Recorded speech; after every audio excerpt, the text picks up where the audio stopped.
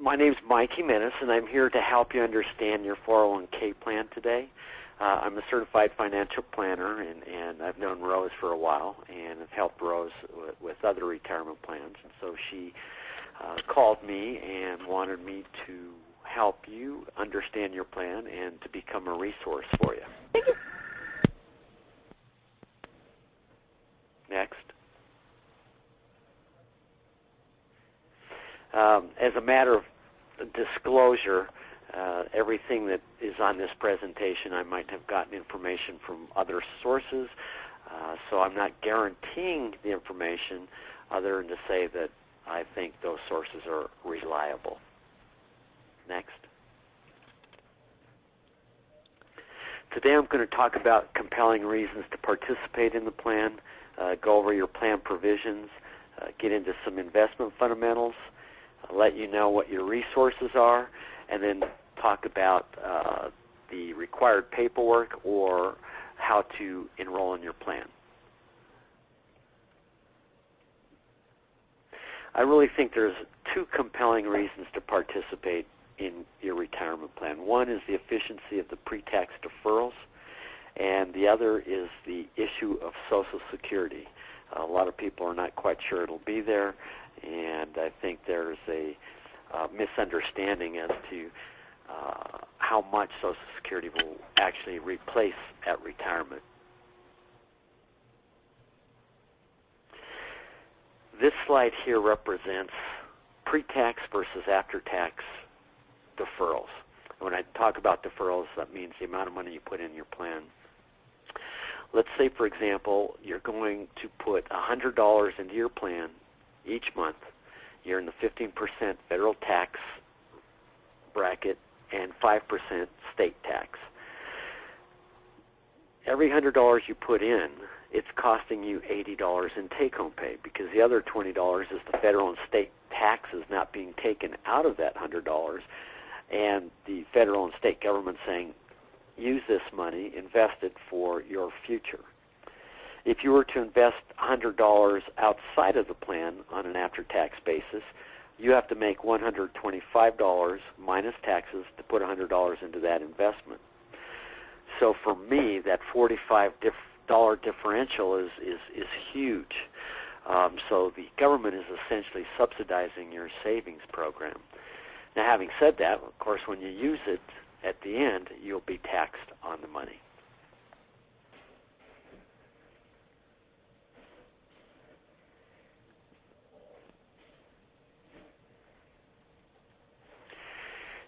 The other issue I think that's important for you to understand is Social Security. Number one, do you really believe Social Security will take care of you at retirement? You know, are you destined to have Social Security be your sole source of income? This graph here, which was actually created by the Social Security Administration, is showing us what they project the sources of retirement income to be in the year 2030. They're saying that only 19% of income is going to come from Social Security. So 81% has to come from other sources. 40% is coming from sources of where people are having to continue to work after retirement, not able to stop working because they didn't save enough. 36% is from personal assets such as IRAs, bank accounts, mutual funds, 401k plans. And then 5%, that is going to be from private pension plans, defined benefit plans. And as we know, those are going away. So most companies are using what we call defined contribution plans, 401k plans, to help people save for retirement. So this really essentially tells you that 1/5 of your income is going to be from Social Security. Next. The other issue is, how efficient is Social Security? I mean, most people don't believe that it'll even be there in the form we see it today. And secondly, there's a lot of question as to how efficient is the government at handling us as clients. This cartoon kind of illustrates that, where somebody's trying to call into the Social Security office and they get transferred to a number in Beijing. It's kind of funny, but if you've ever been to the Social Security office, you'll find that getting answers is pretty elusive. So now's the time for you to start taking an opportunity to control your own destiny.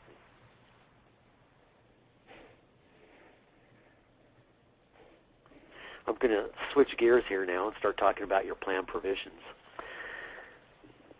You're eligible to start making deferrals right away if you're age 21. Now, when you begin making your deferrals, they have 4 entry dates a year: January 1, April 1, July 1, and October 1. You can contribute a minimum of 1%. So if you're wanting to get in the plan, that's the minimum amount that you can contribute, or a maximum of $17,500. If you're age 50 or older, you have a special catch-up provision that allows you to defer a total of $23,000. You can defer money into the plan on a pre-tax basis, and we talked about why I think that that's pretty attractive. As a Roth basis, catch-up if you're age 50 or older, and you can also roll money into this plan from IRAs, 401ks, 403bs, 457s. Since this is a retirement plan, it's not a savings account, you can't just put money in and take it out. However, there are 2 ways to take money out of the plan while you're still employed. One is the loan provision. The way the loan provision works is the minimum loan is $1,000, the maximum is $50,000. Those loans are based on 50% of your vested account value. So if you have $2,000 in your account that you're vested in, you can borrow. You have 5 years to pay back the loan, 15 years if it's for purchase of a home. And you're charged prime rate plus 1% interest on that loan. Interest comes back to your account. The only reason there's an interest rate charge is because the IRS says, wait a second, you're letting them use this money, but they didn't pay taxes on it, so we need to tax them and penalize them. However, if you have a viable interest rate, and we try to use the lowest allowed by the IRS, then you can use the money as long as you're paying it back. Now, if you don't pay it back, of course, you're going to be taxed and penalized on that portion that you did not pay back. The second way to get money out of the plan while you're employed is a hardship withdrawal. Now, hardships are somewhat restricted.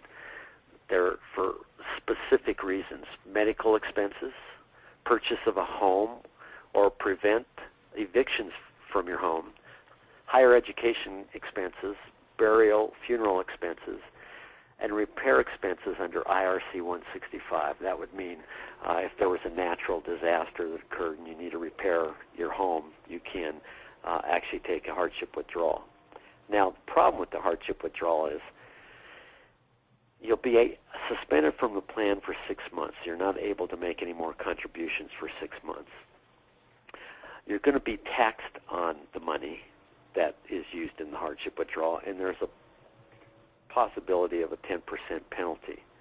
So you'll lose 30% to taxes and penalties. And also, you can only get out what you actually need. So if your medical expenses are $3,000, that's all you're able to get out of the plan is $3,000. So the loan is actually going to be more efficient for you. But if you need help figuring out which of the 2 to use, you can always give me a call, and I'll give you my information a little bit later, and I'll help you determine what's going to be more efficient for you. Once you reach age 59 and a half, you can take an in-service distribution. And the reason those are in plans, those types of provisions, is because, basically, right now, while you're saving money, that's called accumulation planning. At age 59 and a half, it gives people the opportunity to start retirement planning. In other words, now they need to start switching gears and figuring out, what are my income strategies? So purposes of your retirement plan, that's called accumulation planning. If you were to leave employment, you have 4 things that are going to occur. 1, you can keep money in the plan there's no tax implications. 2, you can roll money over to an IRA and there's no tax implications. 3, you can roll money over to the new employer's plan. There's no tax implications. 4th option is you can take a distribution, but by law, the plan has to withhold 20% for taxes, and if you're under age 59 and a half, there's a 10% penalty. I also have to let you know that if you leave and you don't do anything, amounts under $1,000 are forced out. Amounts between $1,000 and $5,000 are put into an IRA for you.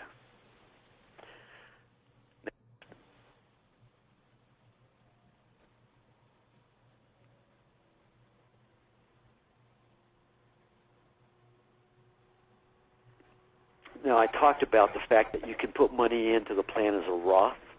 The difference between pre-tax is that when you put money on a pre-tax basis, you get a tax break today, it grows tax deferred, and then when you use it, it's taxable. With a Roth, you're not getting a tax break today, but then when you withdraw it, it's going to be tax-free. So a lot of people always ask me, well, how do I know which one's right for me? So if we look at this next slide,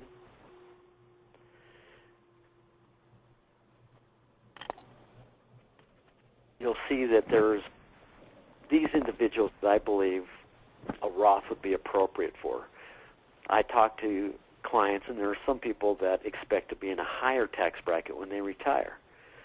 So it only makes sense to not take the tax break today when you're in a lower tax bracket, when you'll get the tax break later on when you're in a higher tax bracket. Now, I personally believe that when a person retires, they're more than likely going to be in a lower tax bracket.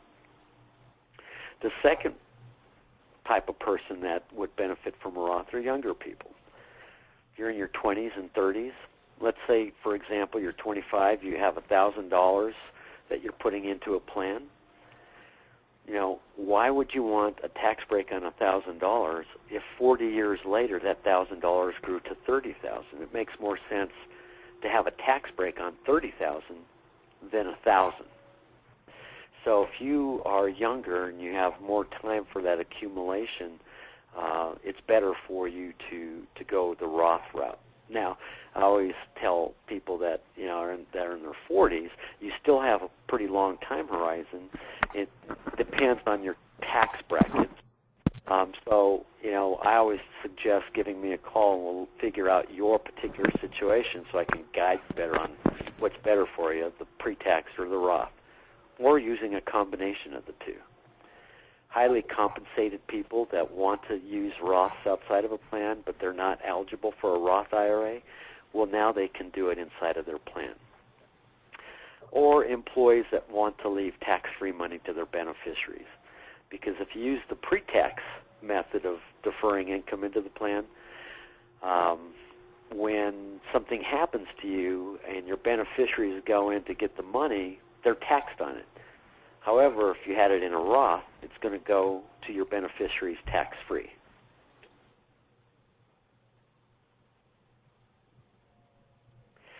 I'm going to stop for a second, see if there's any questions about the provisions I just talked about.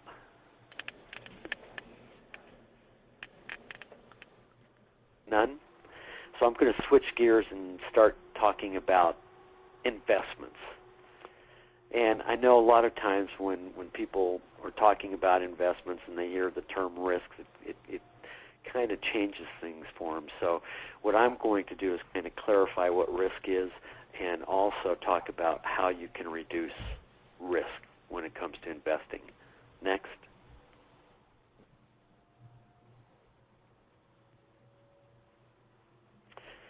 There's basically three types of investments. One is short-term investments, money markets, T-bills, CDs, things that are like in a bank account, a stable value fund. Those types of investments are viewed by people as not having any risk. But those investments create the highest risk when it comes to purchasing power or inflation. Because if you have money sitting in a place earning 1% and inflation is 3%, then you've actually locked yourself into a devaluation of your money in the future because the investment's not keeping pace with inflation. Bonds are instruments where you're lending money to governments, to corporations, to institutions. Now, those have better returns than short-term investments over a long period of time, but there's still some volatility occurring within the bond arena. And then you have stocks. Stocks are when you become owners of companies. So those have the highest, what we call investment risk or volatility, but they also offer the highest opportunity for growth. Next. So the way you reduce risk is you diversify. Diversification means you're spreading out your investments within different investment types, having some in stocks, some in bonds, some in cash. Now, the other thing that we do with our retirement plans is we use mutual funds. We do not use individual stocks because individual stocks, those create extreme risk for individuals, and I do not want to have individual stocks in my retirement plans. Enron is the best example I have for an individual stock. We have a company that was the second largest company in the world, and within 3 days it was gone.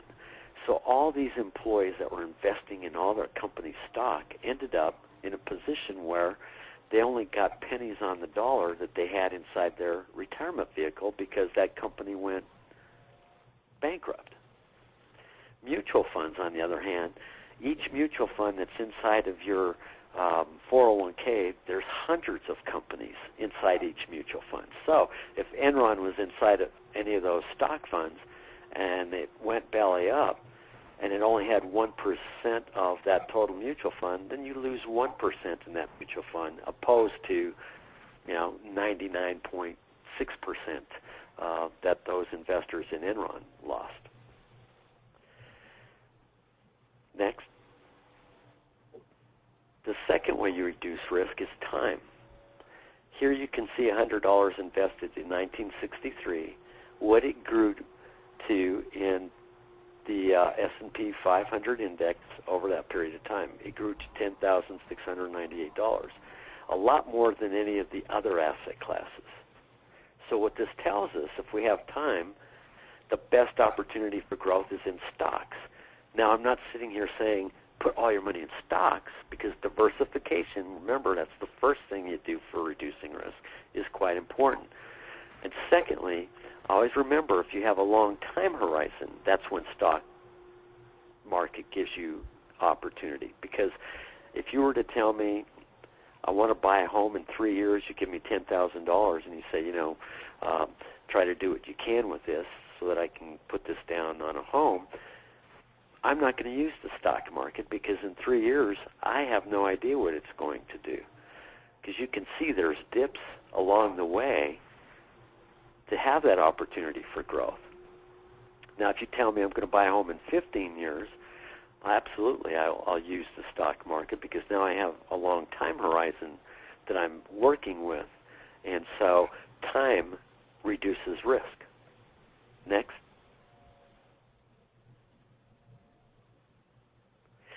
The third way you reduce risk, and I think this is the most magical way to reduce risk, and this is built into a 401k because of the fact that you're investing money every 2 weeks. We call this dollar cost averaging. Now, this illustration here shows a person putting in $100 a month over a 6-month period. It shows what the price per share is starting in January 25, and it shows that particular share price going down to $10 in April, coming back to 25 in June. So this illustration is only showing a beginning amount of 25 going down and only getting back to $25. So that share price never went above 25. Now here's where the magic starts. That first month you put in $100, you bought 4 shares because they're $25 a share. So when you start looking down this graph and you see in April when they were $10 a share, you bought 10 shares. So what happens, people always call me when the market's going down and say, well, shall I stop investing? Well, here's proof as to why you should not stop investing. In fact, if you have more to invest, you probably should invest more when the markets are coming down because you buy more units. So over this 6-month period, you bought a total of 37.25 shares, which are now valued at $25 a share. You put in $600, but your account is worth $931. So it's interesting that in an environment that went down and only got back to where it was, you made money. So I always tell investors, your time horizon is retirement. So don't worry about what's going on in the short run as you're buying these shares, because I guarantee one thing. When you get your quarterly statements, along the line you're going to see your dollar value come down because the market does come down, and it goes back up and comes back down, goes back up.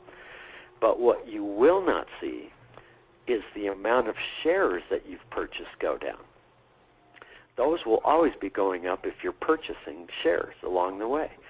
So the secret is to be disciplined, to keep buying those through your working years, because what happens today, that value of that share is going to be worth more, 20 years from now when you retire, or 30 years, or whatever that time frame is.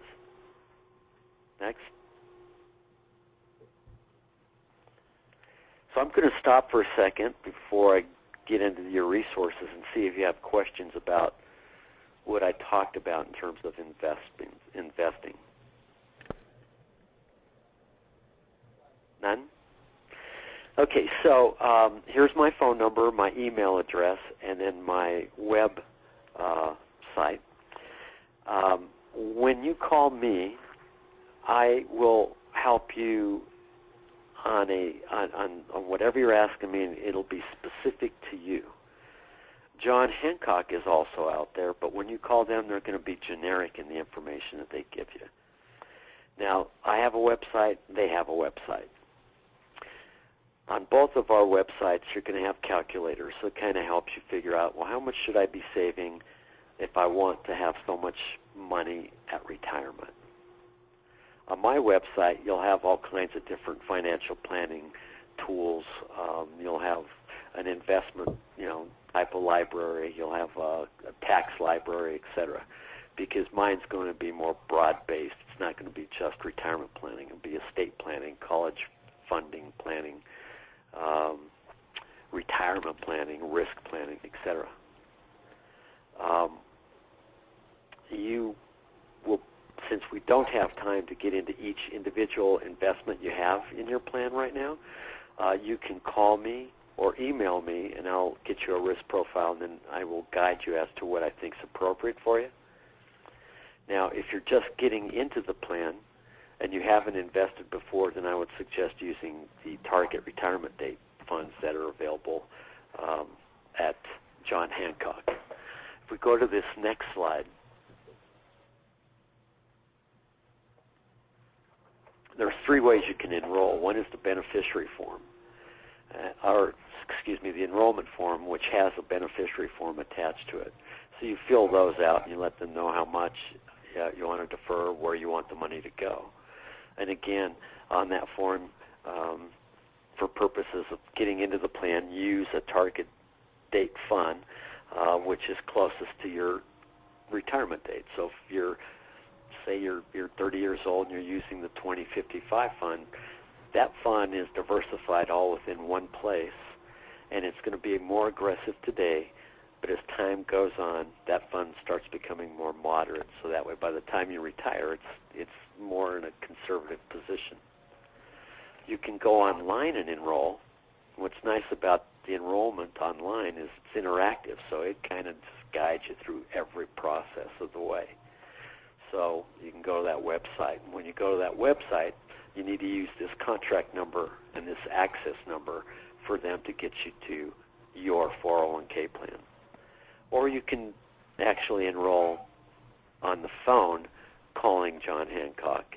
But again, you're going to need that contract number and that access number to do the enrollment. Questions?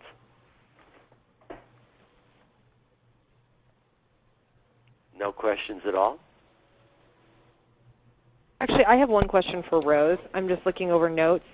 If they don't, and this is more for the hourlies, they have to opt out, right? Yes. And if they don't opt out, they're automatically enrolled, right? No. No. You need either an enrollment form or a waive form. Sorry, I can barely hear you. We either need to have an enrollment form Yeah. or a form them waiving. It's not automatic enrollment, but if we were audited, we need to show that the employee was offered the opportunity to enroll, and then they'll need to see their form in that they're enrolling or waiving. Got it. And so the forms are being, I've got people bringing them to me. Yes. Okay, and I just need to get them to you. Yeah. Okay, that's all I needed. Do your employees, do they have questions about the plan? Because I know a lot of times the easiest thing to do is just opt out. And so I guess what I'd like you to know is that I'm available outside of this, just doing this presentation on the website. So, I mean, they can call me. That's what I'm here for, is to help them make the right decisions. That's awesome. No, I think for some of the younger employees, they don't really get why this is important. For some of my my older staff's like, they get it. But the younger people are like, what? Yeah, because, you know, like I say, it's so easy for people to, you know, to say, oh, you know, I don't want it. And you know, when, unfortunately, because you guys are spread out all over the place and there's, you know, 500 different times that people can actually come, you know, it's impossible to get everybody, you know, in a nice, cozy place where I can really address their issue for them live. And so it's kind of like, well, if I'm there for them to be able to call, you know, if they're saying, you know, I don't want to get in the plan, you know, just always know, you say, hey, you know what, I know you don't want to enroll, but give Mike a call. Maybe he'll give you some insight as to why this might be good for you, and I can help them more directly. That's great. Thank you so much for that. I'll let them know. Okay. Any more questions? Well, I thank you for your time, and again, call me with any questions or concerns you have, or if you have any, you know, issues you want to talk privately. That's what I'm here for, is to help you achieve your goals. So, again, thank you for your time.